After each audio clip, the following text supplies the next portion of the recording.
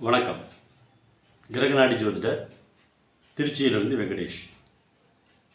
ஜாதகத்தில் இயற்கையாகவே நம்மளுக்கு கிடைக்கக்கூடிய அமைப்பு அப்படின்னு இருக்கக்கூடிய காரகத்துவங்கள் என்னென்ன அப்படின்னு பார்க்கணும்னா, சனியினுடைய சேர்க்கை பெற்ற கிரகங்களுடைய காரகத்துவங்கள் தான்.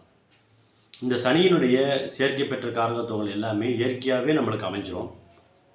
அது நம்ம தேடி போக தேவையில்லைங்கிற அளவுக்கு இருக்கும்.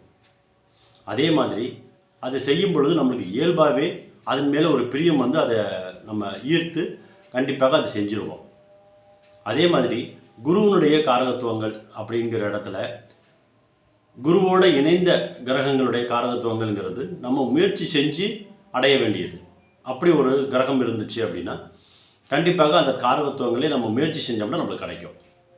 அதாவது உதாரணத்துக்கு பொருளாதாரம்னு எடுத்துக்கிட்டோம்னா, சுக்கிரன் சனியினுடைய சேரும் பொழுது அது இயற்கையாகவே நம்ம செய்கிற எல்லா விஷயங்கள்லேருந்தும் பொருளாதாரம் அபரிவிதமாக வந்துக்கிட்டே இருக்கும். அதே மாதிரி குருவோடு சேரும் பொழுது நம்ம இதற்காக ஒரு முயற்சி செய்யணும். அந்த முயற்சியின் பேரில் அந்த பொருளாதாரம் கிடைக்கும். நன்றி. இந்த தகவல் உங்களுக்கு மிகவும் பயனுள்ளதாக இருக்கும்னு நினைக்கிறேன்.